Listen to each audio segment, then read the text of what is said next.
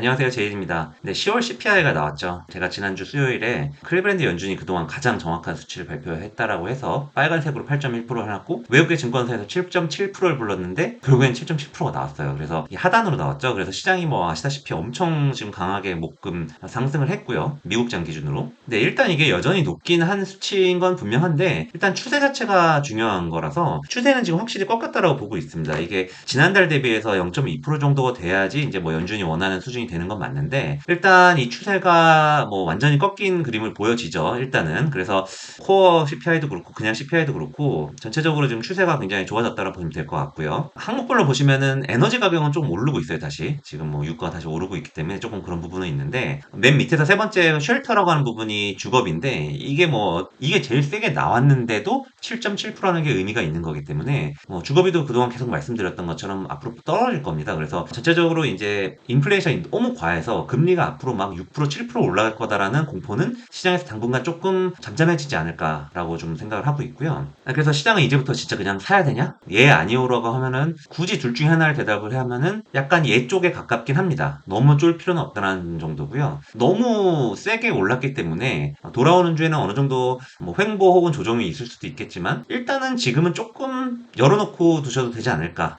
너무 부정적인 생각을 하시면서 할 필요는 없는 구간이 아닌가라고 보고 있고요. 그래서 크리스마스 랠리까지 뭐 될지는 모르겠습니다만 12월 FOMC 전까지는 뭐 지금 한 이제 2주 정도 남았죠. 2, 3주 남았는데 2, 3주 동안은 그래도 조금 괜찮은 구간이 아닌가. 트레이딩 하기 굉장히 좋은 구간이 아닐까라고 생각을 좀 하고 있고요. 물론 함정은 저뿐만 아니라 거의 대부분의 사람들이 지금 낙관 심리라는 거죠. 제가 그래서 어제 통화를 했던 사람들이 좀 있는데 시장 어떻게 보냐 이런 말 잘 안 물어보는데 대체로 뭐 괜찮지 않을까요라는 반응이 좀 많았어요. 그래서 이게 지금 전체적인 심리고 기관들도 아마 그런 게 있을 겁니다. 지금 현금 비중이 뭐 그런 뉴스들이 있었잖아요. 전 세계 자산 운용사들이 가장 현금이 많은 기간이다 지금이. 그러면 사실 시장이 이렇게 오르기 시작하면은 자기들이 이거를 롱베팅을 안 하면은 자기 혼자 뭐 포모라고 하잖아요. 자기 혼자 뒤떨어질 수 있다라고 생각을 할 수 있기 때문에 이런 포모향 주식 랠리가 단기로 좀 있을 수 있는 구간이 아닌가라고 저는 일단 좀 그런 느낌 정도는 있습니다. 그래서 주식을 너무 강하게 줄이진 않는 어떤 생각으로 저도 지금 대응을 하고 있고요. 이번 주에 가장 큰 이슈는 빈살만 방문이죠.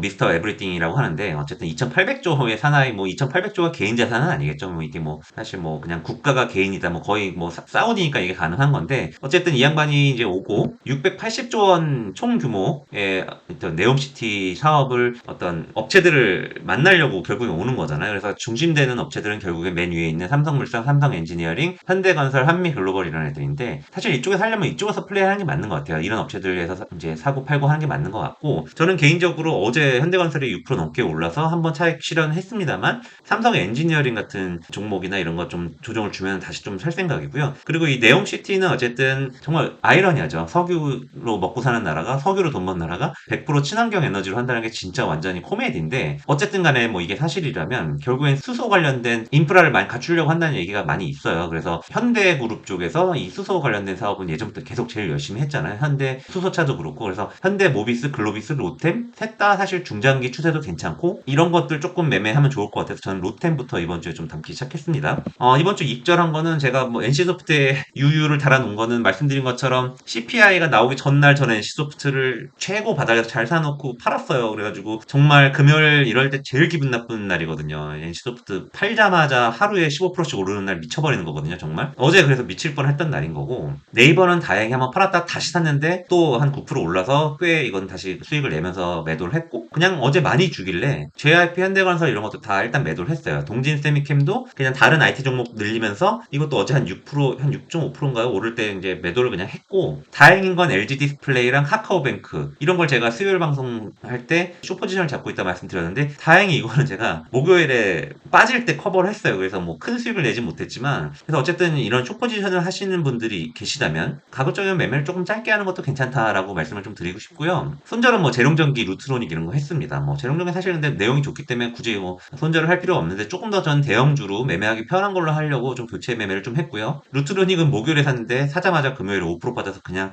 짜증나서 팔아버렸습니다. 사실 펀더나 중장기나 이런 걸 보면 괜찮아 보이는데 이 짜증 매매죠. 짜증 매매라고 하는데 그냥 팔아버렸고요. 그래서 뭐 새로 산 거는 현대 로템 그리고 뒤에 말씀드리겠지만 지금 시장에서 어쨌든 시장에서 가장 주도주구는 여전히 배터리입니다. 근데 배터리 쪽에서 가장 부진했지만 중장기 추세는 지금 바뀌고 있는 동박 관련된 SKC랑 SKC랑 일진 머티리얼스를 이번 주에 좀 샀고요. 지분 경쟁이 본격화되고 있는 고려아연. 이제 배터리나 뭐 이런 신사업으로 포스코홀딩스가 지금 포스코 그룹 자체가 되게 변신을 하고 있잖아요. 포스코 케미컬처럼. 그래서 포스코 홀딩스 좀 좋은 모멘텀이 있는 것 같아가지고 광산 가치라든가 이런 걸 따지면 사실 굉장히 저평가되어 있는 건 사실이거든요. 그래서 포스코 홀딩스 좀 샀고 제가 한 2, 3주 전부터 계속 피팅 업체에 다시 산다고 말씀드렸는데 성광만 샀었는데 태광도 그냥 같이 샀습니다. 금요일에 그렇게 급등장에서도 하락을 하고 있었기 때문에 좀 편하게 샀고요. 그래서 현재 포트폴리오는 뭐 이렇게 구성을 하고 있습니다. 다음 주에도 이것저것 추가 많이 할 생각인데 삼성전자, L전자 중심으로 가지고 있고 SNS 스택도 막 올랐다가 조금 눌릴 때 뭐 계속 늘리고 있는 구간이고 뭐 이런 종목들을 가지고 있다 정도 말씀드릴 거고요. 이번 주에 뭐 이것저것 좀 추가를 좀 할 것 같아요. 아무래도. 그리고 이제 NC소프트 흐름을 제가 보면서 NC소프트처럼 향후 좀 모멘텀이 있어 보이고 중장기 추세가 많이 도는 애들 이런 애들 조금 더 사서 모아야겠다는 생각이 들어서 쭉 보니까 이 페이지를 한번 그냥 사진을 찍어 놓으시고 구독자분들께서도 이렇게 한 번씩 차트 이렇게 저렇게 한번 보시면 좋을 것 같아요. 그래서 뒤에 좀 말씀을 드릴게요. 근데 차트 좀 빨리 말씀드릴게요. 나스닥 차트입니다. 나스닥이 제가 200주선 말씀을 드리면서 이거를 계속 하회할 것 같다 불안하다는 말씀 드렸잖아요. 근데 금요일에 또 1% 넘게 오르면서 정말 미세하게 오르고 끝났어요. 근데 이게 사실 종가가 어디서 끝났는지가 되게 중요하거든요. 이런 차트를 볼 때는 결국에 이번 주를 어디서 마감했냐 어떤 상황에서 마무리를 했냐 이런 게 되게 중요하기 때문에 여기 위에서 끝난 건 굉장히 의미가 있다라고 보여지고요. 월봉으로 봤을 때도 올라타고 끝났어요. 올라타고 끝났고 50월봉 위로 올라타고 끝났고 제가 계속 말씀드린 것처럼 MACD 오실레이터가 밑에서 이렇게 도는 애들은 빠져도 아주 크게 빠지지 않을 확률이 큽니다. 이런 자리들에서. 그래서 저도 사실 금요일에 나스닥물을 그냥 살까 하다가 하루만 더 보자 하고서는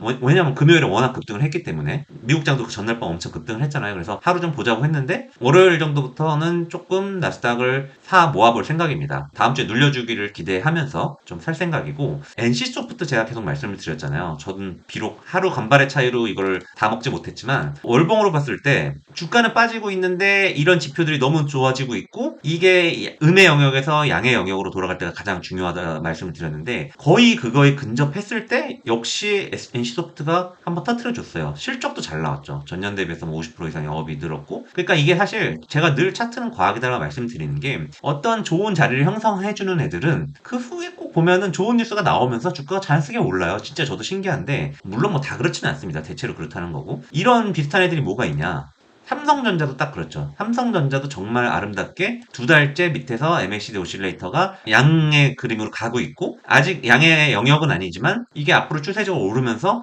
편안하게 갈 수 있는 자리는 마련을 했다. 물론 부침은 있을 겁니다. 계속 뭐 이런저런 얘기 나오면서 LG전자도 한번 볼까요? LG전자도 보면은 주가는 엄청 빠졌지만 이런 추세들이 개선되고 있어요. 물론 중간에 뭐 흐름이 아주 깔끔하진 않은데 이런 흐름 자체가 뭐 크게 깨질 이유는 없다라고 보고 있고 삼성전기도 마찬가지입니다. 삼성전기도 뭐 리틀 삼성전자처럼 아주 비슷한 유사한 흐름을 보여주고 있고요. 그래서 이런 종목들 좀 하시면은 월 기준의 인내심을 가지고 계신 분들이라면 몇 달 뒤에 수익을 내실 가능성이 높은 뭐 그런 애들이라고 보시면 될 것 같고 제가 포트에 이번 주에 SKC랑 뭐 이런 거 추가했다고 말씀드렸잖아요. 마찬가지입니다. 로직은 펀더멘탈은 뭐 계속 체크해야겠지만 뭐 펀더멘탈은 그렇게 좋지는 않은 걸로 알고 있어요. 근데 뭐 자사주 얘기도 있고 뭐 어쩌고저쩌고 뭐 수급도 외국인 수급도 좋고 이런 흐름들을 가진 애들 중에서 찾자는 거죠. 일진 머티리얼스도 보시면은 어떻게 보면 수급도 되게 좋고 흐름이 좋아요. 자리는 굉장히 아름답기 때문에 물론 차이가 있다면 이제 NC소프트는 200월선까지 빠졌던 거고 얘네는 지금 50, 60월선이기 때문에 그만큼 많이 빠진 종목은 아닙니다. 근데 배터리 관련주들은 최근 몇 년간 주도주였기 때문에 200월선까지 빠질 수가 없죠. 그렇게 빠지면 주도주일 리가 없는 거고 그래서 좀 주도주군에서 중기 추세를 좀 만들었다라고 보시면 될 것 같고 저도 최근에 매매를 거의 안 했던 저의 원래 최애 종목 셀트리온도 거의 40만원 가까이 갔다가 15만원 정도까지 빠졌다가 16만원인가요? 빠졌다가 다시 19만원까지 올랐지만 이제 양의 영역으로 MACD 오실레이터가 딱 요럴 때처럼 바뀌는 거지. 보세요. 2018년에 엄청나게 오를 때 엄청나게 주가가 이렇게 오르는 기간 동안에 MACD 오실레이터를 보시면은 파란색으로 전환되고 음의 영역으로 전환이 됐어요. 이때 주가를 보시면은 이 위에서 파란색으로 돌 때부터 빠지기 시작하고 이게 음의 영역으로 전환되고 나서 본격적으로 많이 빠집니다. 이 반대의 경우도 마찬가지죠. 양으로 전환되기 시작할 때부터 주가는 어느 정도 바텀을 형성하기 시작하고 양의 영역으로 전환을 할 때 보면은 너무 지저분해서 뭐 어렵다고 생각하실 수 있는데 본인이 좀 보셔야 돼요. 본인이 이렇게 저렇게 가지고 놀면서 해야지 이걸 어떻게 다 가르쳐 드립니까? 이 짧은 시간에. 그러니까 어쨌든 이런 식으로 좀 보면은 결론은 셀트리온도 지금 별로 큰 모멘텀은 없어 보이지만 뭔가 이런 지점에 중요한 지점에 와 있다라는 거죠. 그래서 셀트리온 전 아직 주식을 사진 않았는데